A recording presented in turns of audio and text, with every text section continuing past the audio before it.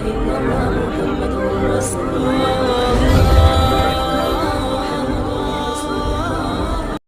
Subscribe कीजिए हमारे YouTube channel रोशन उम्मती को और इस बेल आइकन को दबाना ना भूलें। और रोज नया इस्लामिक वीडियो देखने के लिए शुक्रिया। तो सबसे पहले तो आप सभी को एडवांस में रमजान के मुबारक महीने की बहुत बहुत मुबारकबाद। आपका दिल करे तो आप भी हमें कमेंट बॉक्स में रमजान की मुबारकबाद लिख सकते हैं।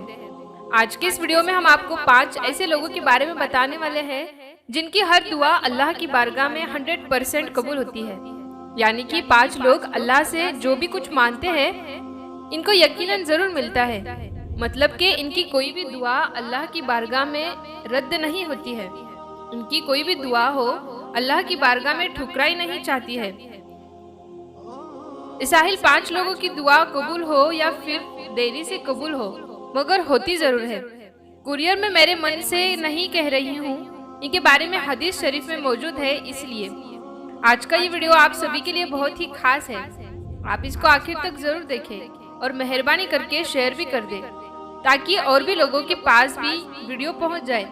तो चलिए दोस्तों शुरू करते हैं। नंबर 1, मजलूम की दुआ। दोस्तों सबसे पहला सेक्टर मजलूम इंसान, यानी कि जिस इंसान पर जुल्म किया गया हो, जिस इंसान को सताया गया हो, जिस पर कोई सितम किया गया हो, ऐसा इंसान अगर किसी की हक में कोई दुआ करता है या फिर किसी के लिए बद्दुआ कर दी, अल्लाह ताला की बारगाह में ऐसे इंसान की दुआ कबूल होती है। चाहे फौरन कबूल हो या फिर देरी से कबूल हो, मगर ऐसे इंसान की दुआ जरूर कबूल होती है। इसलिए प्यारे दोस्तों, कभी भी किसी इंसान पर कोई जुल्म सितम मत करना। अगर कभी उसके मुंह से आपके लिए कोई बद्दुआ निकल गई तो आपके साथ साथ पूरा खानदान तबाह और बर्बाद हो जाएगा। इसलिए हमेशा मजलूम इंसान की दुआ लेने की कोशिश करना। कभी भी ऐसे इंसान की बद्दुआ मत ले लेना।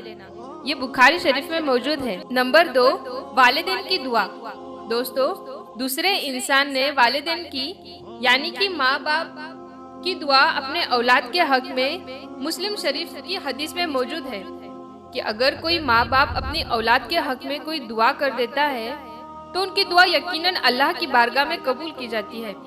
चाहे उनकी दुआ फौरन कबूल होती हो या फिर देरी से होती हो, मगर उनकी दुआ अल्लाह की बारगाह में 100% कबूल होती है। इसलिए प्यारे दोस्तों, अगर आपके माँ बाप जिंदा है, इस दुनिया में मौजूद है, तो आप जरूर उनकी दुआ लिया करें। आप दिन में 10 दफा उनसे कहा करें कि आपके हक में दुआ करें। यानी कि आप अपने माँ बाप की दुआ बार बार लेने की कोशिश करें। इंशाल्लाह आप कामयाब हो जाओगे। नंबर 3, मुसीबत ज़दा इंसान। दोस्तों तीसरा इंसान मुसीबत ज़दा इंसान, यानी कि जिस इंसान पर कोई मुसीबत की आफत आ गई हो। अब आपको मालूम है कि ये मुसीबत भी कई तरह की होती है। मान लो कि अगर किसी की औलाद हो, वफात पा गई हो, अब माँ बाप पर बहुत बड़ी मुसीबत आ गई है।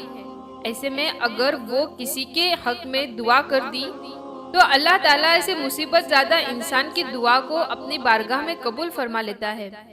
ये तो हमने मिसाल के तौर पर आपको एक ही मुसीबत बताई है। इस तरह से अगर किसी भी कोई मुसीबत या आफत आता है तो ऐसे किसी मुझे बताए, इंसान की दुआ अल्लाह की बारगाह में कबूल की जाती है। क्या बुखारी शरीफ में हदीस में मौजूद है। नंबर 4, रोजेदारी की इफ्तारी में की गई दुआ। दोस्तों चौथा इंसान रोजेदार, अगर रोजेदार इंसानी इफ्तारी के वक्त में कोई दुआ करता है तो अल्लाह ताला उसकी दुआ को रद्द नहीं करता है, बल्कि फौरन अपनी बारगाह में कबूल फरमा लेता है। क्योंकि एक रोजेदार इफ्तारी से चंद सेकंड पहले तक खाने पीने से रुका होता है। उसके सामने खाने पीने का सामान भी रखा होता है, मगर वो किसी इंसान के डर से नहीं बल्कि अपने रब के डर से उनको खाता पीता नहीं है। अगर वो चाहे तो उन्हें छू कर भी खा पी कर सकता है, मगर वो ऐसा नहीं करता है। ऐसे शख्स से फिर अल्लाह ताला बहुत खुश होते हैं और इफ्तारी के वक्त में मांगी गई दुआ को अल्लाह जरूर कबूल कर लेता है। ऐसे शख्स से अल्लाह ताला बहुत खुश होता है। नंबर 5, दूसरों के लिए की गई दुआ। दोस्तों तिरमिज़ी शरीफ की हदीस में है कि जो इंसान दूसरे के लिए कोई दुआ करता है यानी कि किसी और की हक में अगर कोई दुआ की जाती है तो अल्लाह ताला इस दुआ को भी फौरन अपनी बारगाह में कबूल फरमाता है। जैसे कि अगर कोई इंसान अपने खुद के लिए कोई दुआ करता है तो वो कहता है कि अल्लाह मेरी यह परेशानी दूर कर दी, या अल्लाह मेरी वो मुसीबत खत्म कर दे। ऐसी दुआ को अल्लाह कबूल करे या ना करे, या अल्लाह की मर्जी है।